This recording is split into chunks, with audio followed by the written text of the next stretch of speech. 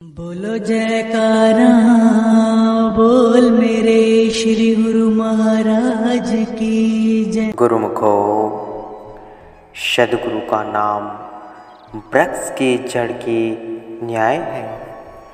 जब सदगुरु की शरण मिल जाए और हृदय में नाम का प्रकाश हो जाए तो जब तप तीर्थ सभी उसमें आ जाते हैं।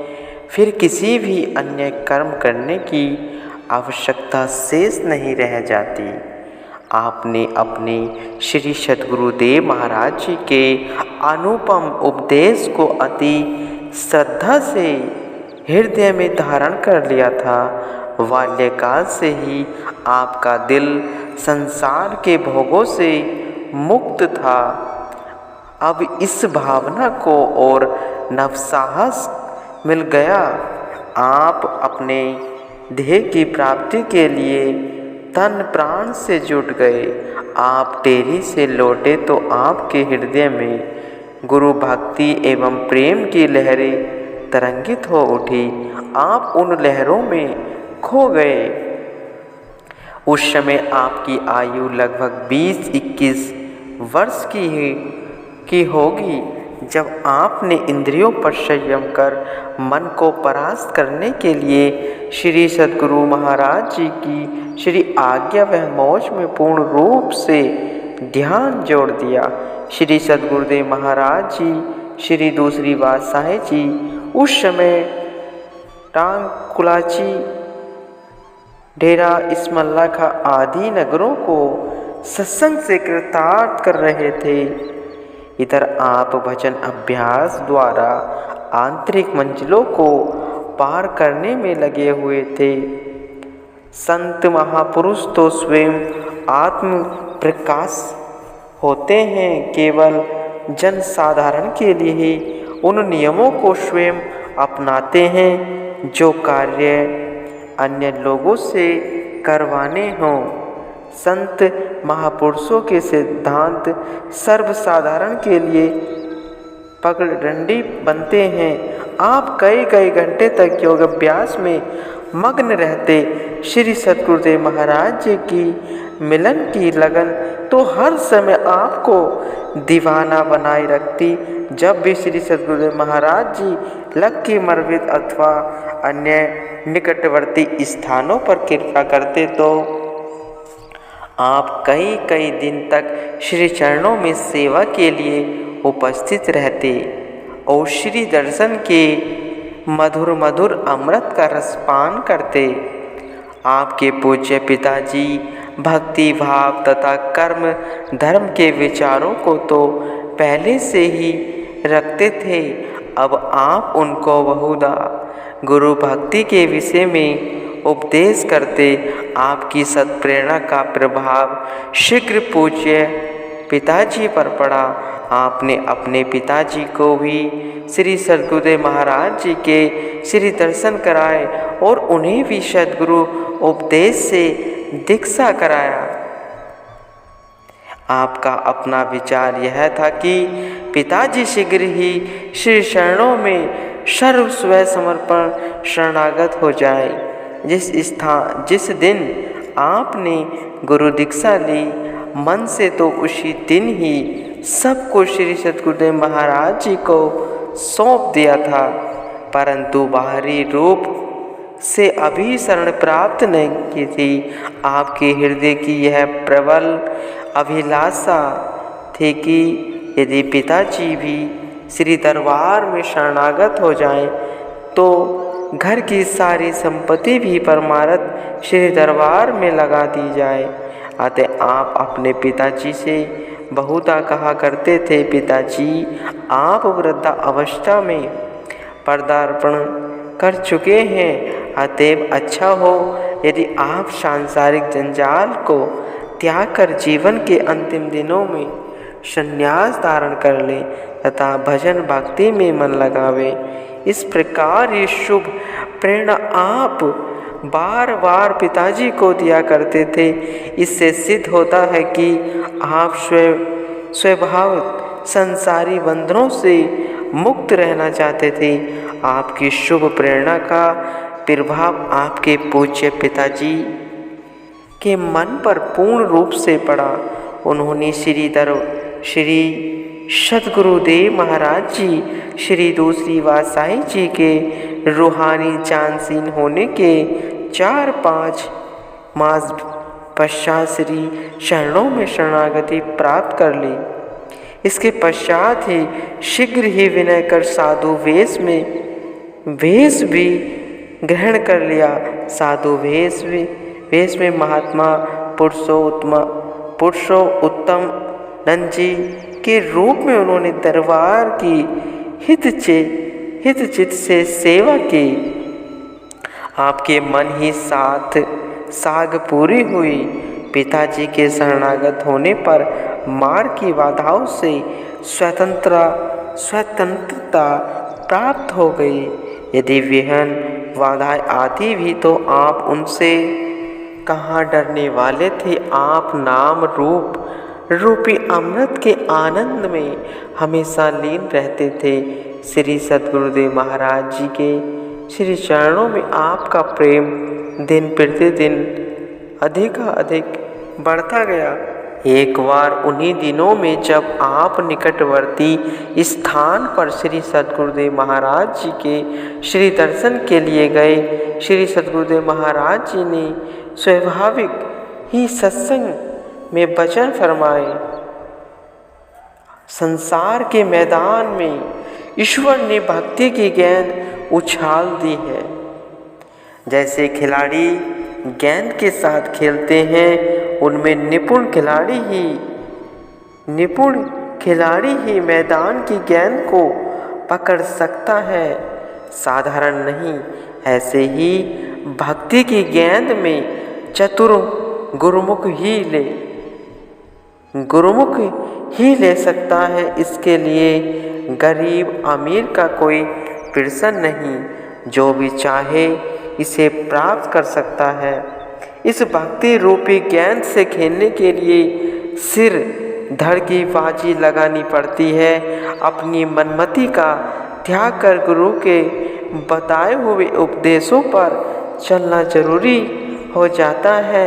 इस भक्ति को पाने के लिए त्याग, सेवा, अनन्य प्रेम की जरूरत होती है। आपके हृदय में इन प्रवचनों को सुनकर एक तूफान उमड़ा कि अब तो जिस तरह से हो सके इस भक्ति रूपी ज्ञान को प्राप्त करना ही है। आपने शीघ्र ही स्वयं भी शरणागत होने के लिए विनय की। पिताजी को भी पहले ही आपने शुभ प्रेरणा देकर साधु बनवा दिया था। घर की संपत्ति, जायदाद, सुख ऐश्वर्य के सभी सामान आपके पिताजी आपको सौंप कर निश्चिंत होकर भक्ति के मधुर अमृत का पान करने लगे। आपके हृदय में भी इस सारी संपत्ति को श्री दरबार की सेवा में लगाने की भारी उमंग थी। श्री सद्गुरुदेव महाराज जी, श्री दूसरी वात्साई जी निज मुख से कई बार ये वचन फरमाते थे कि आपने अपने पिताजी को साधु बनाने के लिए इसी कारण ही जोर दिया था कि घर की सारी संपत्ति गुरु सेवा में ही सफल हो। आपने अपने दिल की भावना को पूरा किया तथा संपत्ति, धन धान्य सही स्वयं को भी श्री चरणों में भेंट कर शरणागति के पथ को दृढ़ किया।